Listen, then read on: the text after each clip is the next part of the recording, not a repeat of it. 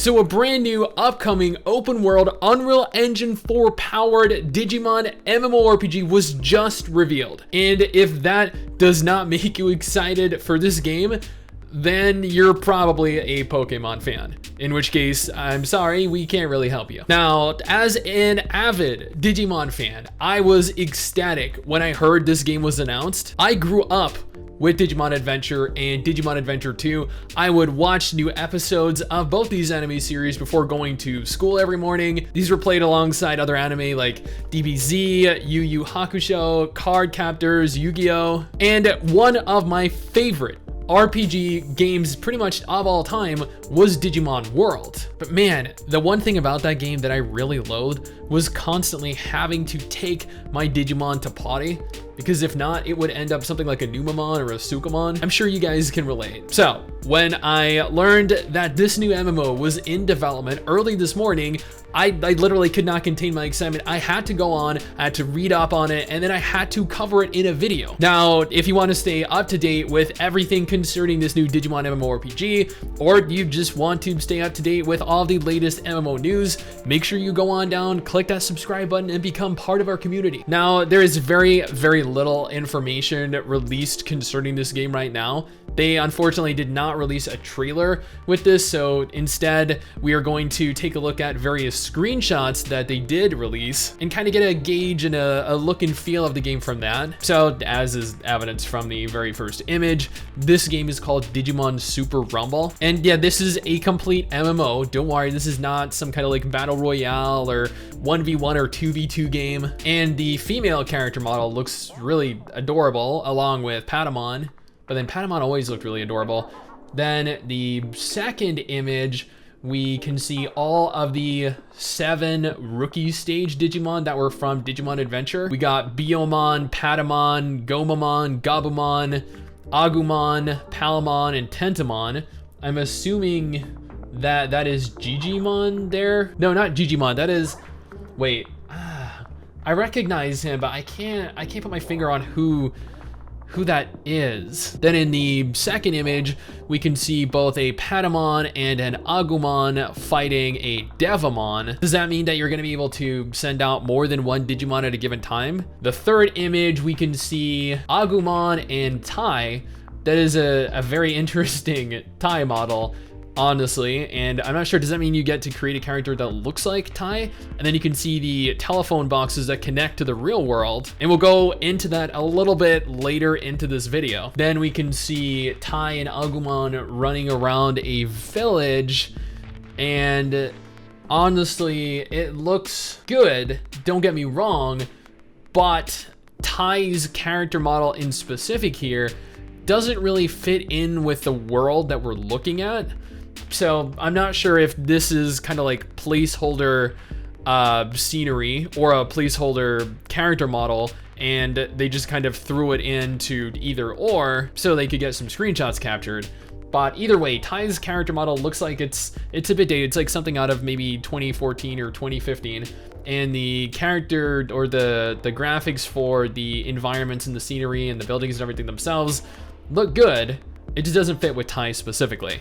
Then the next image, we get a look at a snowy night, and I mean, there's nothing really that you can say about that. It looks fine. Then we get a look at, I think what we see in the back there is like the oh man, what's it called? The front of the ship, the bow of the ship, that is what, like crashed into or fallen out of the sky, because weird stuff happens in Digimon, guys. I'm assuming here that Agumon is going to engage another Digimon.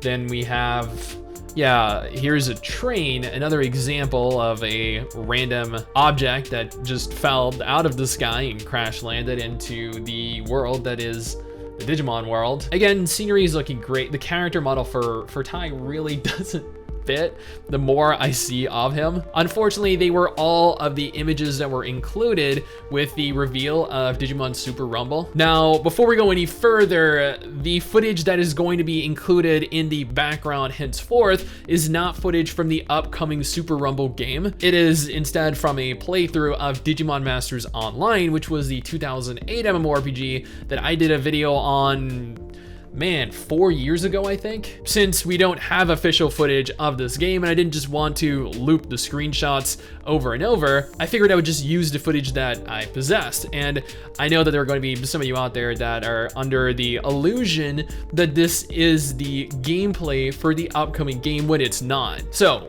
what do we know about the MMO so far? Now, the original reveal article for this game was completely in Korean, so I've taken a moment here to read through it all, translate as much of it as I can, and essentially consolidate it all into as easily a digestible form as I can. So let's start this off by talking about the title. This game is being referred to or labeled as Super Rumble. It is a large-scale open-world Digimon MMO that is being developed by Move Games. These are the developers behind the Digimon Battle MMO, and they are the developers behind the currently still existing Digimon Masters Online MMO. Now, according to Move Games, there are two different aspects that really allow for Super Rumble to stand out. On the one hand, this is being built using Unreal Engine 4, an engine that most MMOs seem to be utilizing these days, and it makes sense. You can really undeniably, unquestionably make some incredible looking worlds with these tools. Now, they did go on to state that Unreal Engine 4 really allows for them to vividly embody the digital world of the original. Now, the second aspect of the game that really allows for them to stand out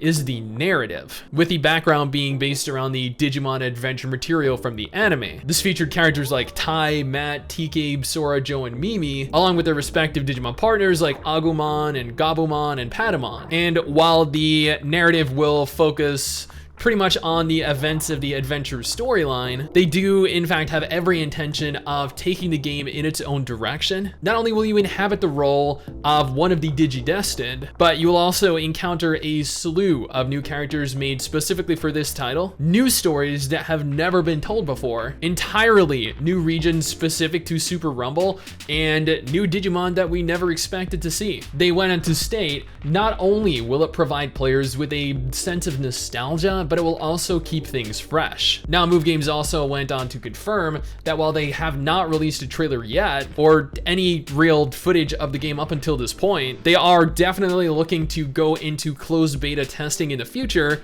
opening up closed beta registrations even sooner than that. Yeah, you guys heard that correctly. They are already going into closed beta testing, and they are going to want us to come into the game and test it for them. Meaning that we are already completely through the alpha test phases of the game, which means that we're very, very far through the entire development process. Now, it is definitely unusual to have two different MMOs running from the same developer concurrently with one another, especially when they're both from the same intellectual property like Digimon. You have Digimon Battle, which has been online for 19 years by this point, and Digimon Masters Online, well, honestly, MRSSTIX and I are going to be doing a video on Digimon Masters Online in the very near future, so we'll just leave that at there. But having three different Digimon MMOs all vying for the very same audience, I don't know, that to me just seems a little bit silly. Maybe they'll go ahead and shut down the 19-year-old Battle MMO after its 20th anniversary, and this will be their attempt at like a spiritual successor to the game. And that to me makes perfect sense. Although it also doesn't make sense to have two MMOs based on the Digimon IP concurrently running alongside one another either, but I mean, hey. Now, while it is definitely uncertain what level of quality we will ultimately end up with when we get the game, the developers, Move Games, went on to state that the vast majority of their staff are fanatics of Digimon, so a high level of perfection is expected. Now, there's a certain degree of ease that I'm put at upon hearing that information, but at the end of the day, Digimon Masters Online ended up very heavily pay to win, as all free MMOs do, and the latest Digimon game from them was, I think it was called Soul Chaser, which was a mobile game that was released all the way back in 2018. So at the end of the day, I'm not really sure where we stand with regards to whether this is going to be a good game or a bad game. This is nevertheless going to be a full-fledged Digimon MMORPG. So with this in mind, even if it does ultimately end up going pay to win way down the line, this is going to be a hell of a ride. This could potentially look incredible, but I'm still going to remain cautious of this, cautiously optimistic, granted. but still cautious of it because I really don't want to be let down. But at the same time, dude, it's Digimon. Someday soon, I'm gonna make it. Yeah, all hard work's gonna be worth it. Ooh,